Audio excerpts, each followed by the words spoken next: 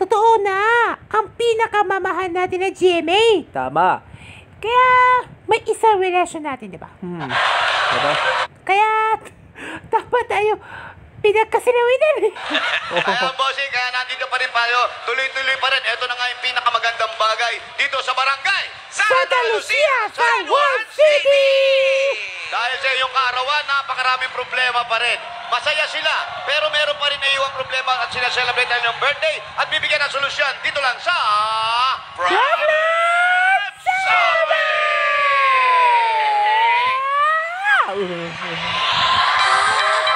Hatid sa iyo ng DC at ng Mega Star Deeds. Yun. Ating problem of the day na yan. Okay, mga kapuso, ating problem of the day kahapon. Ang mga foreigners ay para sa lahat ng mga manonood sa Strawberry Lane. Kaya ilang natira sa bahay nila. True. Eto na nga! May na-tweet! May na-tweet!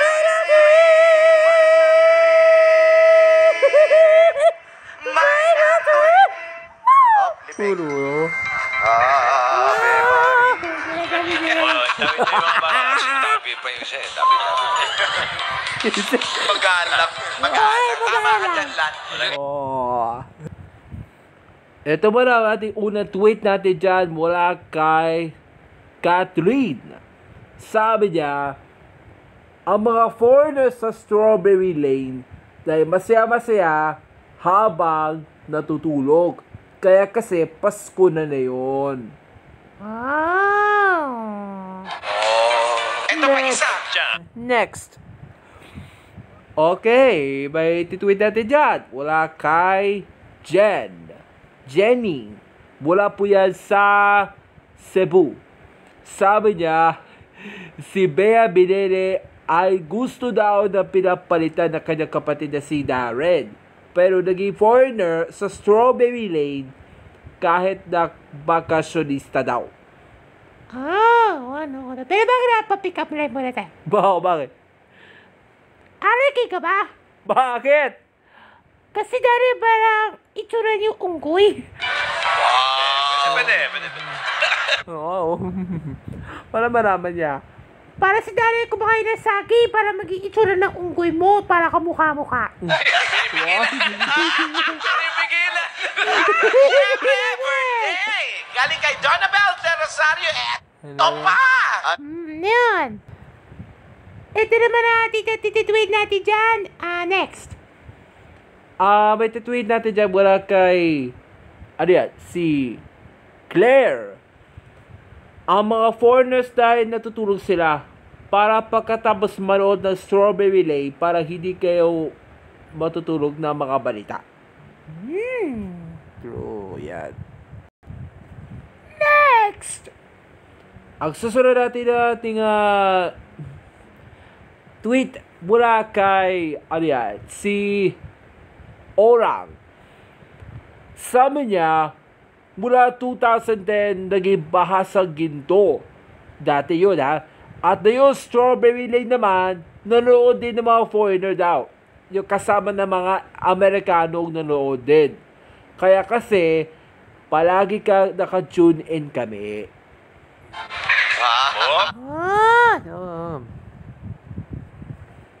Pero ba? Ay, last na. Sa amin niya, may na-tweet mula kay Ashley. Sa Strawberry Lane daw nung gusto nyo manoorin, kahit wala foreigners. Para sa lahat, para sa mga bata manonood. Yan, the rated SPG. Street of Patnubayan Kabayan. Ang kailangan nyo na pananailangan ng mga magulang. Maraming salamat sa mga nag-tweet, mga Dabar Cats. Thank you.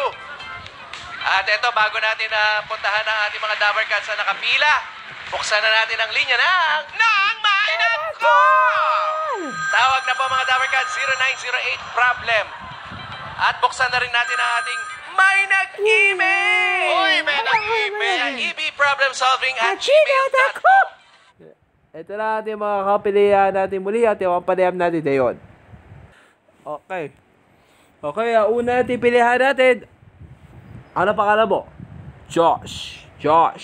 Edad, 31. Anong problema mo natin? yung Foreigner po sa Strawberry Lane po, nanood na kami sa GMA noon. Kasi lagi na kula na lahat na manonood eh. Kaya si Dara na po, para palagi na trabaho. Huwag mo trabaho. Dahil na naman na yung pag-isibihan. Opo. Okay. Yes, sabi sa'yo, Josh, na magtrabaho po sa Dara dito habang nanonood kami ng Strawberry Lane sa gabi. Opo, sir. Kasama ng mga foreigner na yung mga British. British? Opo. Alayo na naman na. Yung kasama ng pamilya nyo? Opo. Ayun. Huwag mo si Dara madala na trabaho mo. Hindi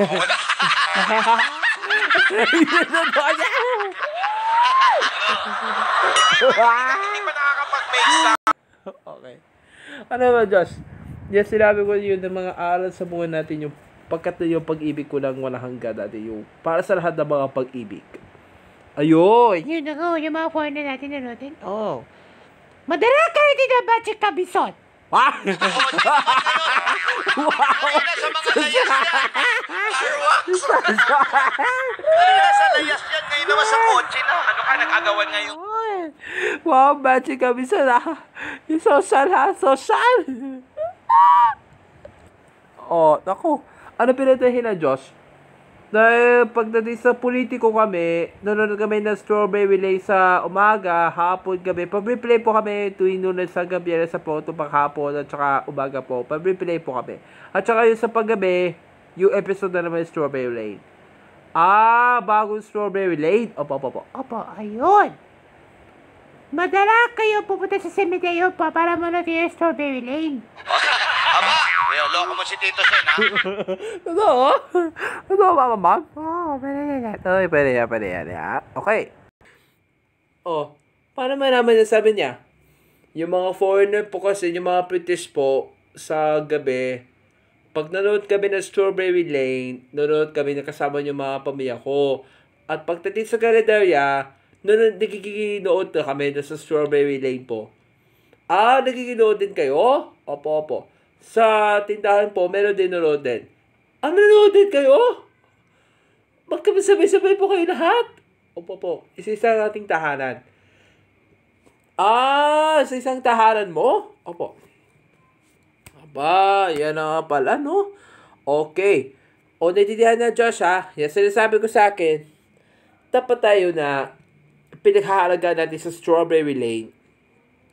Halimbawa dito, ang puso, ang nadarama natin yung kaputol ng isang awit. Tama. Kaya dapat, ang pagmamahal natin, kaya hindi namin kayo iiwan. Gaya po namin ni Lupe, Clarissa, Chuck, at Dorina. At siya,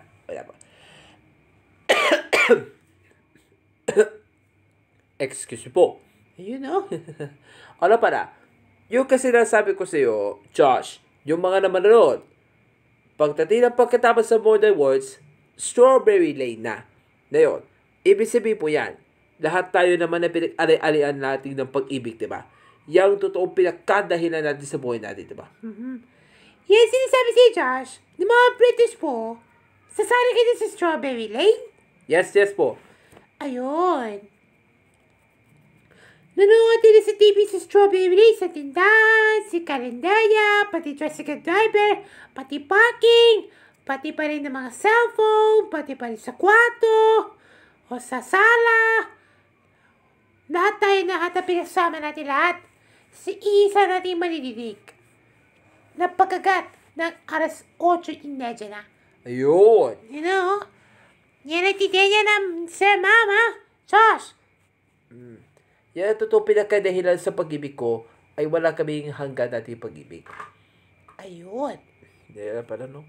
Dapat tayo naman yung na pinag-aralan, di ba? Yung mga kanta natin kay Lupe, kay Clarissa, kay Sa kaputo ng isang awit yun. Tama. Yung team song nyo, Josh, anong team song? Bago umaga po. Ayun.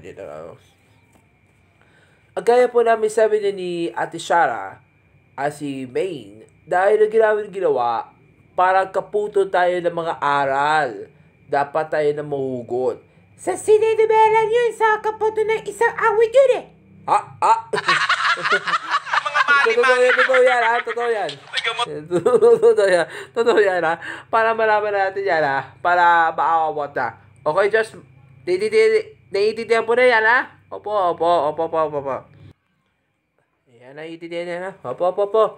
Para sinasabi siya, di ba? Yan natin mga aral natin sa buhay natin, di ba? Para sa graduation. Josh, may tutunan ba? Meron daw. Meron! Just watch. Come on. Say. Come on. Hoy! Okay. Hindi po kayo. Ayan, at may natutunan kayo. Magkape po kayo dyan, ha? Kape po muna. Ayan, magkopi ko kayo, ha? Ayan, libre po yan. Customer finders. Next!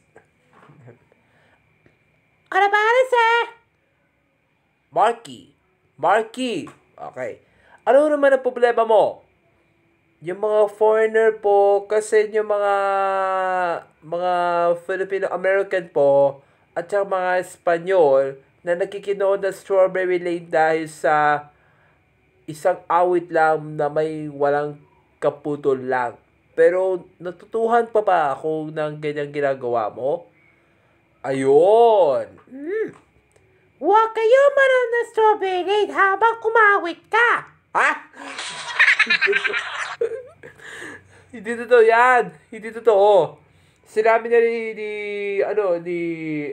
paano muna? Ano pangalan mo na? Ang pangalan ko ay John.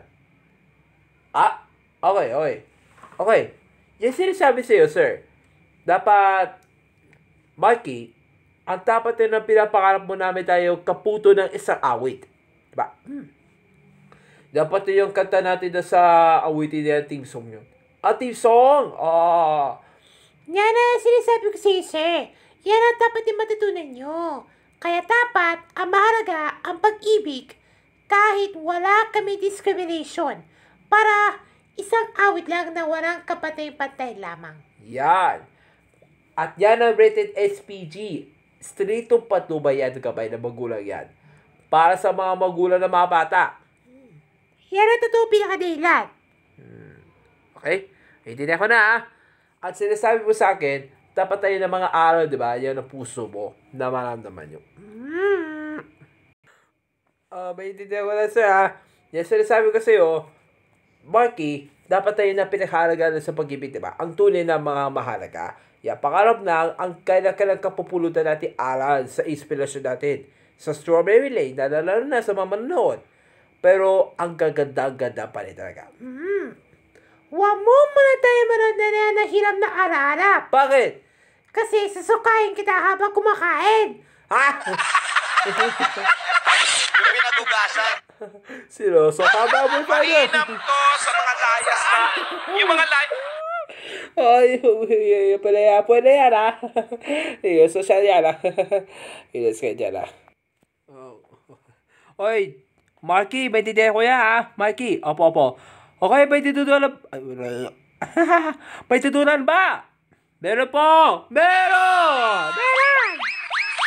Just watch. Come on. Say. Come on. Hoy! Okay. Hindi po kayo. Ayan, at may natutunan kayo. Magkape po kayo dyan, ha? Kape po muna. Ayan, magkopi ko kayo, ha?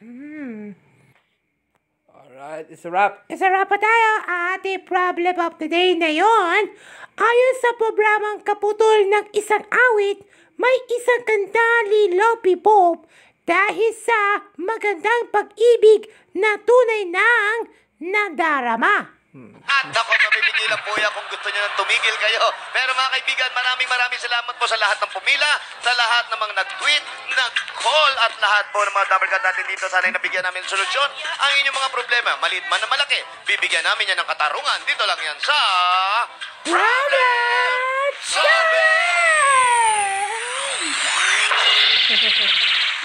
Kung meron ng barangay, meron din dito sa... Uy! Ano ba naman yan? Lahat ng Dabarkats, matitikman na rin ang saktong